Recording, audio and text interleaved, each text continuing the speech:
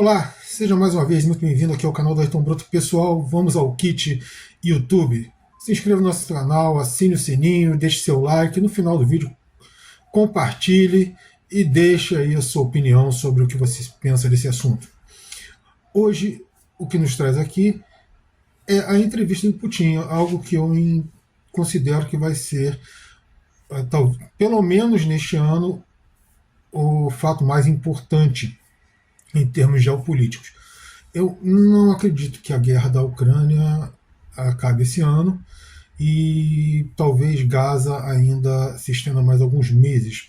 Mas em termos de realmente importância geopolítica, essa entrevista eu acho que vai ser a mais importante, pelo menos desse ano.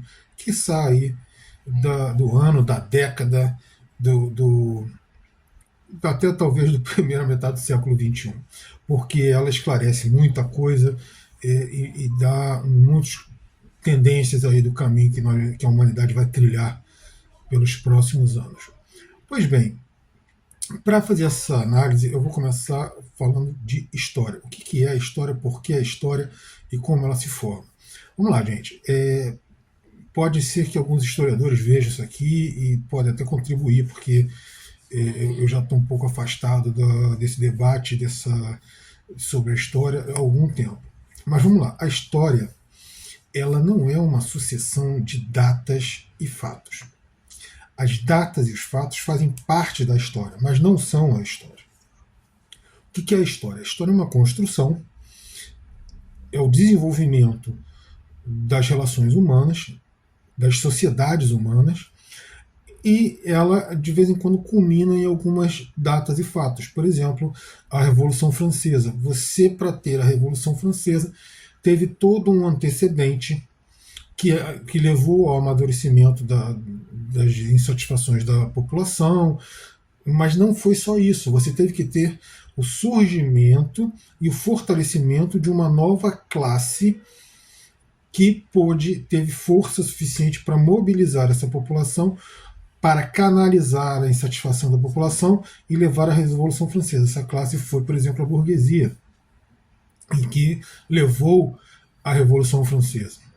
E assim, você sempre tem antecedente e você sempre tem uma data que normalmente ela pode até não ser a mais importante, mas a história ela marca uma data para gravar, para marcar aquele fato. Né? A Revolução Francesa, inclusive, ela se estende ao longo de alguns anos, né?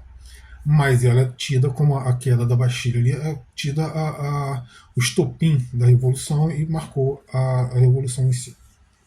Pois bem, e aí você tem todas essas questões. E Putin ele começa justamente falando da formação do Estado russo e da própria formação do Estado ucraniano. Né? A formação do Estado ucraniano é uma formação muito nova, porque durante a formação da Rússia, era tudo Rússia, não existia Ucrânia. Inclusive Kiev, como Rússia mesmo, foi considerada a primeira capital da Rússia. Né? Ele fala ali de uma outra cidade, Novgorodov, se não me engano, mas ali ainda era parte da formação. Quando você tem Estado russo, o primeiro Estado considerado russo, a capital já era Kiev. E dali depois migrou para Moscou, teve uma época que foi São Petersburgo, né, durante a invasão francesa, por exemplo, do grande exército, né, o invencível exército de Napoleão, que ele entrou, foi o maior exército do mundo até então, 600 mil homens em armas. Ele entra na Rússia porque ele iria conquistar a Rússia, ia dar uma lição ao czar, e ele é derrotado. Ele entra com 600 mil homens e números indicam que ele saiu entre 20 e 30 mil homens apenas. Né? Então você tem esse desenlace aí na Rússia. A capital variou, como no Brasil, por exemplo, nós já tivemos a capital Salvador, Rio de Janeiro, agora está em Brasília. Nada impede que daqui a 50 anos alguém resolva levar a capital para Manaus. Não existe uma fixação, e isso não quer dizer que não vai ser Brasil, né, caso a integridade territorial permaneça a mesma. mas essa integridade territorial ela é mutável. E isso que Vladimir Putin deixou bastante claro na sua introdução, foi uma introdução bastante longa até. Falou que usar 30 segundos, ele deve ter usado pelo menos uns 15 minutos ali. Não cronometrei, mas foi uma introdução longa. E é uma introdução longa necessária, porque mostra que você tem uma raiz étnico-cultural igual para o povo ucraniano e o povo russo, que são denominações modernas, mas a raiz é a mesma. Inclusive, depois ele vem citar fatos, né, que uma parte substancial, 90% da população ucraniana fala russo, que um terço da população ucraniana tem ligações familiares com russos, né, e por aí vai. Ou seja, são povos considerados irmãos, efetivamente. Não são apenas vizinhos, eles são povos irmãos que durante muitos séculos teve a história misturada. E depois disso ele conduziu a entrevista. E por que eu acho que ele conduziu a entrevista? E inclusive é título aqui desse vídeo.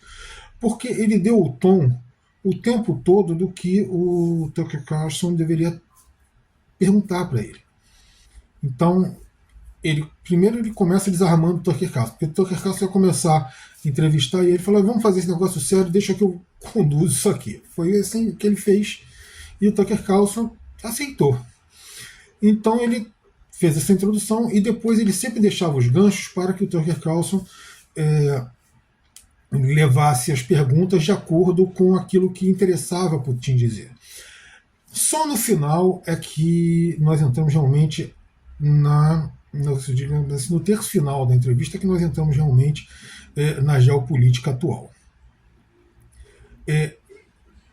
Tirando esse início aqui da entrevista, né, da auto-entrevista, o Putin ele gasta aí uns 15 minutos falando da história e depois ele fala também muito de uma coisa importante, que é a questão do neonazismo na Ucrânia, né? O tal do Bandeiras, lá, que ele era apoiador importante do Hitler, que organizou muitos esquadrões ucranianos na Segunda Guerra Mundial para atacar a Rússia, e eles foram derrotados. E quando a Ucrânia ela retoma, ou melhor, ela conquista, porque ela nunca tinha sido, na verdade, um país autônomo, quando ela conquista finalmente, e é o que o Putin fala, assim, a União Soviética, no tempo da União Soviética, foram cedidos, mas eu acho que ele esqueceu de falar duas coisas. Primeiro que ele foi cedido, mas a cessão foi ilegal, porque ela não se completou. A lei e a Constituição russas diziam o seguinte, me desculpa, a lei e a Constituição soviética diziam o seguinte, você pode, o premier lá da União Soviética podia ceder territórios de um país ao outro, mas teria que ser feito um plebiscito para aquelas populações aceitarem passar para um outro país. Então é o que o Putin fala. Primeiro, a Ucrânia só aparece como uma região durante a União Soviética. Embora já houvesse uma chama nacionalista na região, a primeira vez que ela aparece é durante a União Soviética. As cessões que foram feitas, inclusive da Crimeia, ali da parte do Donbás e tal, elas foram feitas, mas elas nunca foram implementadas completamente pela legislação soviética. Então, a Ucrânia recebe, mas não implementa totalmente, porque não foi feito o plebiscito que deveria ter sido feito. E é o que o Putin fala, quando existe a desnacionalização, ou melhor, a nacionalização, né, quando desmembra-se a União Soviética e aparecem vários daqueles estados que eram membros ali da antiga União Soviética, a Ucrânia, porque todo país precisa de uma história, um elo de heróis. Né? No Brasil você tem uma historiografia que leva Tiradentes, que leva lá a Águia de Aia, né? Que leva Barão de Rio Branco, e e vários outros a serem heróis nacionais. José Bonifácio, né, e tal. Então, assim, todos eles aparecem como heróis nacionais para mostrar uma brasilidade, para mostrar uma união, para mostrar uma nacionalidade, um ideal comum. E a Ucrânia vai se amarrar onde? Justamente na Segunda Guerra Mundial, com o tal do Bandeiras. E aí é que a coisa complica. Porque ele era um nazista. E aí as pessoas falam assim: ah, mas eles não são contra os judeus. Mas assim, o nazismo alemão elegeu o judeu como o seu inimigo. Mas o nazismo, em outro lugar, elege outra pessoa como inimigo. No caso, eles elegeram russos, incentivados por toda uma conjuntura geopolítica que levou esse ódio a combater russos. Como aquela região do leste da Ucrânia, ela era uma região russófona, então eles começaram a perseguir. Eles primeiro proibiram o uso do russo, começaram a tirar direitos de pessoas de origem direta russa, pessoas que falassem russo, e a coisa começou a se aprofundar nesse sentido. Até que tivemos assim, 2 acordos de Minsk 1 e 2. O segundo foi assinado em 2014, se não me engano, 2014, um pouco depois do Euromaidan. Você tem a assinatura dos acordos de Minsk e nunca foram implementados. A Ucrânia nunca aceitou. A região ali do Donbás, aquela área ali toda, eles começaram a implementar os acordos de Minsk e houve uma repressão severa e brutal das forças de Kiev. Essa repressão, eu já falei no outro vídeo, ela levou à morte de algo em torno de 14 mil pessoas civis, né? Fora combatentes, porque quando isso aconteceu, ali não era ainda um país, e eles nem queriam ser um país a princípio. Eles só queriam ser uma coisa mais autônoma. Como tem na Espanha regiões autônomas, em Portugal tem regiões autônomas, vários países europeus têm regiões autônomas. Eles só queriam isso. Continuava participando do país, mas com um certo grau de autonomia, como são os Estados americanos mesmo, né? Mas houve uma repressão severa e, como o próprio Putin falou, chegaram a usar artilharia pesada, bombardeio com aviação, contra a população civil, contra alvos civis. E a região do Donbás não tinha um exército, como continua sem exército até pouco tempo, até agora continua sem exército, né? Mas eles formaram milícias e, inclusive, teve adesão de muitos russos a essas milícias. Eles realmente foram lutar pelos seus irmãos ali de etnia no Donbás.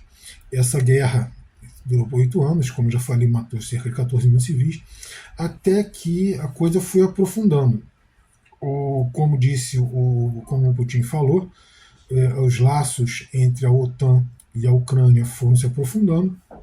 A OTAN começou a servir, a abastecer a Ucrânia de armas, a armar, a treinar o exército ucraniano, e isso culminou depois com um convite para que a Ucrânia ingressasse na OTAN. E aí o Putin fez toda uma coisa que já foi falado muitas vezes, que tinha sido prometido que a OTAN não iria se estender a leste, em direção à Rússia, que tinha sido assinado, inclusive uma das coisas que levou a Rússia a sacramentar a cessão daquelas terras à Ucrânia, foi justamente que a Ucrânia fosse um país neutro. E um país neutro não quer dizer que ele não vai negociar ou não vai entrar numa associação comercial. Mas é neutro militarmente.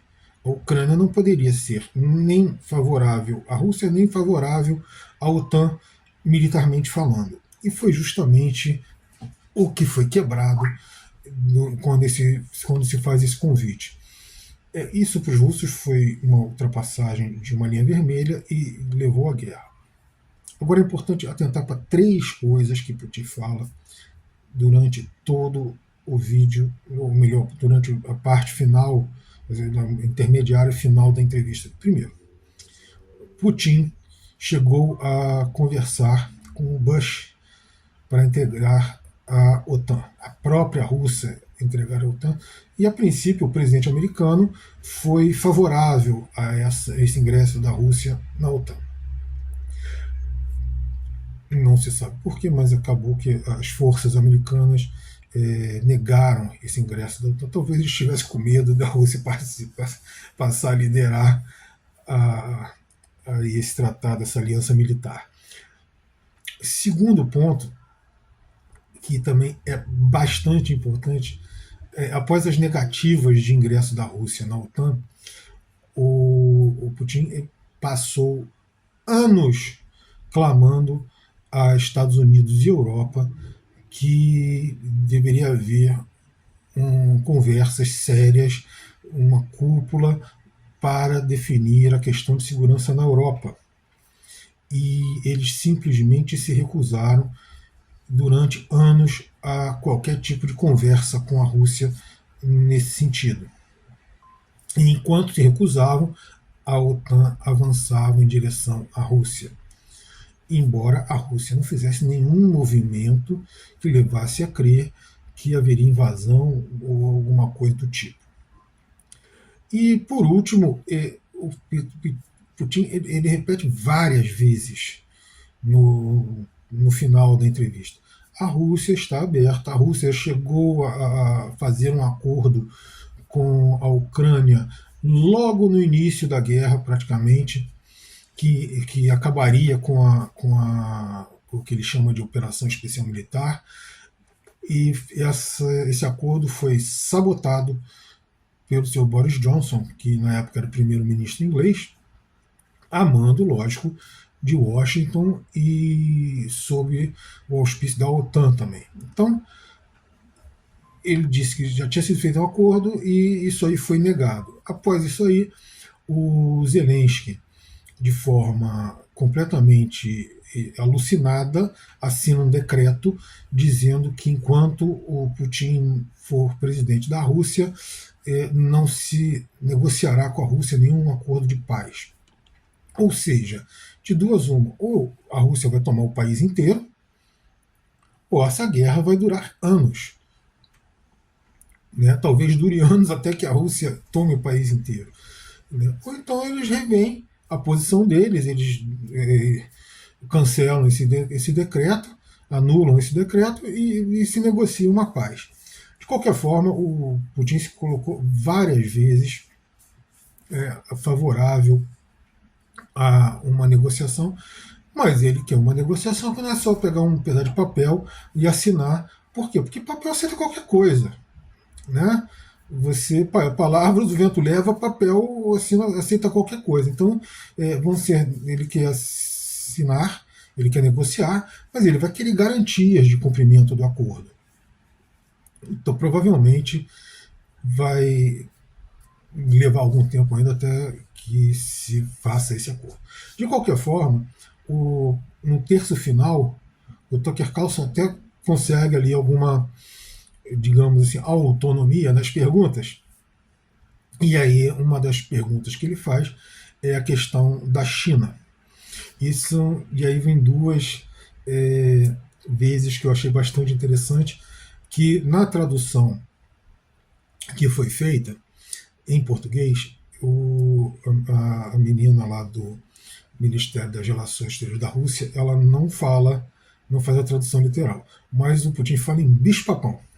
Primeira vez é quando o Tucker Carlson pergunta sobre as informações que a OTAN e a União Europeia vem divulgando aí de que a Rússia iria invadir a União Europeia, que ela estava pronta para logo depois da Ucrânia sair invadindo a Polônia e etc, etc, etc. como ele disse, isso aí é história de bicho-papão, que é para amedrontar e continuar te arrancando dinheiro da população. Palavras do Putin, não minha, não exatamente essas, mas foi isso que ele falou. E a segunda vez é quando ele fala, o Tucker Carlson, inclusive ele cutuca o Putin duas vezes sobre isso, da Rússia, da China, em relação Rússia-China, em relação China-mundo. A primeira vez é quando ele fala da China, que seria uma substituição de um país hegemônico por outro, e que nada mudaria no mundo. E o Putin mostra que não, que a China ela não, ela pode até ter uma hegemonia é, econômica, até porque ela já ultrapassou os Estados Unidos em alguns critérios econômicos, inclusive em critérios econômicos importantes, científicos, porque eu estava vendo uma reportagem outro dia, de 36 áreas de ponta científica, a China é a mais avançada em 28. Então você vê que não é, ela já ultrapassou o mundo ocidental, principalmente os Estados Unidos, que ainda é o carro-chefe desse mundo ocidental, e vai continuar sendo por um bom tempo. Ela já ultrapassou esse mundo ocidental em 28 pontos. E a outra situação é que a economia chinesa, ela já em poder de compra, ela já ultrapassou a economia americana. Só que, como Putin fala, o dólar ainda manda muito. E o uso do dólar como moeda internacional principal permitiu aos Estados Unidos, durante anos, emitir moeda e despejar essa moeda pelo mundo. Então, isso permitiu aos Estados Unidos não criar inflação nenhuma, praticamente, e ainda por cima dominar porque ele podia emitir e então ele podia. Então, como ele podia emitir, ele podia também investir. E ele investiu na criação de forças armadas gigantes e em muita pesquisa. Durante muito tempo, os Estados Unidos dominou a pesquisa mundial. Como a China está fazendo hoje, os Estados Unidos já fez antes também. E dessa parte aí, o Putin mostra muito bem que os Estados Unidos agora deu um tiro no pé. Como a Europa também deu um tiro no pé com essas sanções malucas, né? Primeiro porque perdem credibilidade, já que o que mantém esses países justamente é essa capacidade de imprimir dólar e até mesmo pouco euro, né, sem gerar inflação. E para completar essa questão da China, ele mostra que, diferente dos Estados Unidos, a China ela é muito mais de negociação do que os Estados Unidos, que é muito mais de imposição, inclusive pela força, pelo uso das armas. Não é o caso da China. Né? Inclusive, o Tucker Carlson pergunta: vocês não têm medo da China? Ele falou: olha só, nós vivemos com a China, temos uma fronteira enorme com eles há 1000 anos. Nós sabemos como os chineses pensam e nós sabemos conversar com eles. Nós não temos esse receio de uma invasão chinesa. É claro que tudo pode mudar, mas já é uma relação muito antiga. Né? E a China ela vem levando esse tipo de procedimento pelo mundo da forma que ela vem trabalhando hoje em dia. Então, para resumir, o Putin deu uma aula de história e deu uma aula de geopolítica. Agora, veja bem, a aula de história sob a perspectiva russa, que não é a mesma perspectiva de outros povos. Mas se você quer viver em harmonia, você tem que aprender a respeitar a perspectiva dos outros povos. Respeitar não é ceder o tempo todo, respeitar não é você se submeter, mas ouvir e chegar a acordos. Afinal de contas, acordado não é ruim para ninguém, é bom para todos. E acordado não fica caro. Mas quando você quer tomar tudo, você quer ser o dono de tudo, sempre vai ter um putinho no caminho. Pessoal, valeu pela presença de todos vocês aqui. Até o nosso próximo vídeo.